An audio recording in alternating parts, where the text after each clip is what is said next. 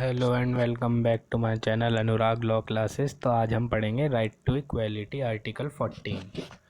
तो आर्टिकल 14 ये देखने में ही छोटा सा है मगर इसकी इंटरप्रिटेशन बहुत बड़ी है। आर्टिकल 14 की इसमें हमें बताता है इक्वेलिटी बिफोर लॉ।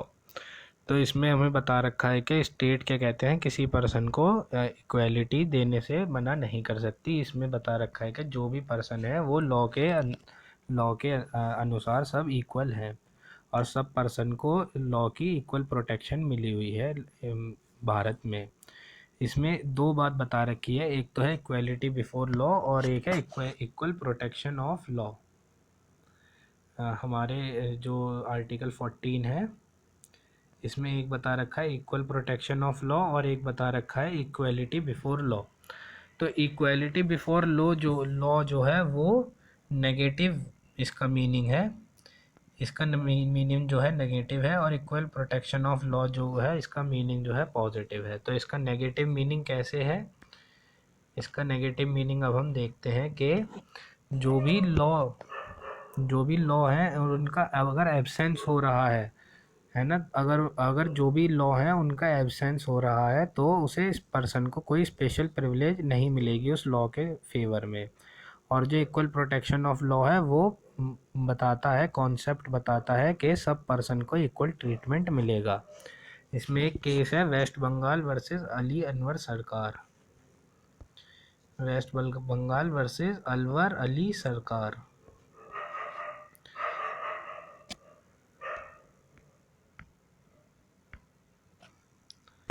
तो वेस्ट बंगाल वर्सेस अलवर अली सरकार में हमें बताया था कि अगर इक्वल प्रोटेक्शन ऑफ लॉ का वायलेशन हो रहा है तो ये इक्वालिटी बिफोर लॉ का वायलेशन नहीं होगा। तो इसका मतलब क्या हुआ कि जो इक्वालिटी है ये एब्सोल्यूट इक्वालिटी नहीं है, जो कि फ़िज़िकली भी अचीव करना पॉसिबल नहीं होता है। ये एक बस हमें कॉन्सेप्ट बता रहा है कि अगर क्या कहते हैं एब्सेंस है स्पेशल प्रिविलेज, अगर एब्सेंस है किसी लॉ का तो उस पर्सन को स्पेशल प्रिविलेज नहीं मिलेगी। ठीक है। और इक्वलिटी बिफोर लॉ में बताता है, इक्वलिटी बिफोर लॉ में बताता है कि जो भी पर्सन है वो लॉ के सामने इक्वल हैं और उन्हें इक्वली एडमिनिस्टर किया जाएगा। अब इसमें एक कॉन्सेप्ट आता है रूल ऑफ लॉ का। आर्टिकल 14 में रूल ऑफ लॉ का कॉन्सेप्ट आता है। रूल ऑफ लॉ जो है वो हमारा डाइसी द्वारा दिया गया था, जो कि इंग्लैंड में रहता था। डाइसी जो है इंग्लैंड में रहता था और डाइसी ने हमें बताया था कि कोई भी पर्सन जो है, कोई भी मैन जो है लॉ के ऊपर नहीं है, कोई भी मैन जो है लॉ के ऊपर नहीं है। No man is above the law. ठीक है। और इसमें बता रखा है कि जो भी पर्सन है चाहे उसकी कोई भी रैंक हो, है ना, वो क्या कहते हैं, वो जो पर्सन है कोर्ट के सामने इक्वल ट्रीट किया जाएगा और किसी भी पर्सन को अनसिविलाइज या डिस्क्रिमिनेशरी ट्रीटमेंट नहीं दिया जाएगा, है ना। प्रोफेसर डाइसी ने हमें 3 मीनिंग दिए थे। एक तो था एब्सेंस ऑफ आर्बिट्ररी पावर और सुपरमेसी ऑफ लॉ। तो इसमें हमें बताया गया था कि एब्सोल्यूट सुपरमेसी जो है वो आर्बिट्ररी पावर ऑफ गवर्नमेंट के पास होगी। सेकंड इसमें बता रखा था, जो डाइसी ने हमें बताया था कि इक्वलिटी बिफोर लॉ के सब पर्सन को इक्वलिटी दी जाएगी, all class of person. Third हमें बता रखा था कि अगर जो constitution result of ordinary law of the land, के जो कॉन्स्टिट्यूशन होता है वो ordinary law of the land का ही रिज़ल्ट होता है, उसमें वही रूल होते हैं। अब कुछ एक्सेप्शन होते हैं रूल ऑफ लॉ के, तो कुछ एक्सेप्शन होते हैं रूल ऑफ लॉ के, वो मैं आपको बता देता हूँ। रूल ऑफ लॉ के क्या एक्सेप्शन है कि इक्वलिटी बिफोर लॉ जो है वो पावर वो जो है प्राइवेट पर्सन को पावर नहीं दे देता है कि उसके पास पब्लिक ऑफिशियल जैसी पावर है ना, जो इक्वलिटी बिफोर लॉ है।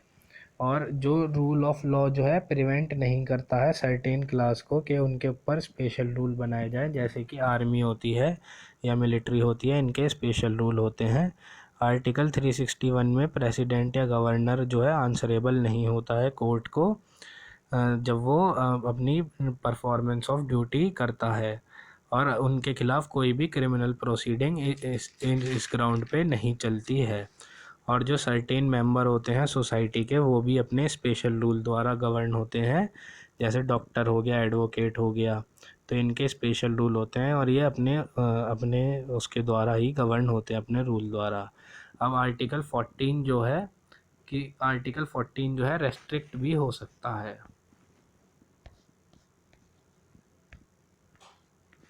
आर्टिकल 14 पे रेस्ट्रिक्शन भी लगाई जा सकती हैं, है ना। और ये जो हमारा आर्टिकल 14 है, आर्टिकल 14 का जो स्कोप है राइट ऑफ इक्वालिटी, वो रेस्ट्रिक्ट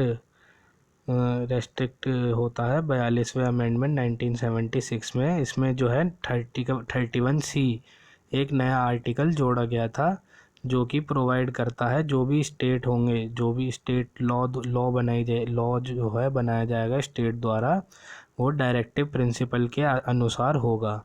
और अगर क्या कहते हैं कोई वायलेशन होता है फंडामेंटल राइट है डायरेक्टिव प्रिंसिपल पे, तो क्या कहते हैं हमेशा डायरेक्टिव प्रिंसिपल अवेल करेगा, फंडामेंटल राइट जो है अवेल नहीं करेगा। इसमें हमारा एक केस है संजीव कोक वर्सेस भारतीय कुकिंग ऑयल। इसमें बता रखा है कि जब आर्टिकल 31C आ जाता है तो आर्टिकल 14 चला जाता है। और प्रोक्लेमेशन ऑफ इमरजेंसी के दौरान हमारा आर्टिकल 14 जो है रेस्ट्रिक्ट हो सकता है। इसमें हमें बता रखा है आर्टिकल 359(1) में प्रोक्लेमेशन ऑफ इमरजेंसी के दौरान प्रेसिडेंट जो है डिक्लेयर कर सकता है कि आप किसी भी कोर्ट में नहीं जा सकते अपने राइट को एनफोर्स करने के लिए, और ये तब तक सस्पेंड रहता है जब तक प्रोक्लेमेशन ऑफ इमरजेंसी रहती है। और आर्टिकल 361 में हमें दूसरी रेस्ट्रिक्शन दे रखी है कि प्रेसिडेंट और गवर्नर जो हैं क्रिमिनल प्रोसीडिंग इनके ऊपर नहीं चलती है जब ये अपनी ड्यूटी के डिस्चार्ज में होते हैं। और एक इसमें बता रखा है कि जो फॉरेन सॉवरेन होते हैं और एम्बेसडर होते हैं उनके ऊपर आर्टिकल 14 नहीं लगता है। तो अगर आप मेरी वीडियो यहाँ तक देख रहे हैं तो आपका बहुत बहुत धन्यवाद। आर्टिकल 15 हम नेक्स्ट वीडियो में कवर करेंगे। Thank you.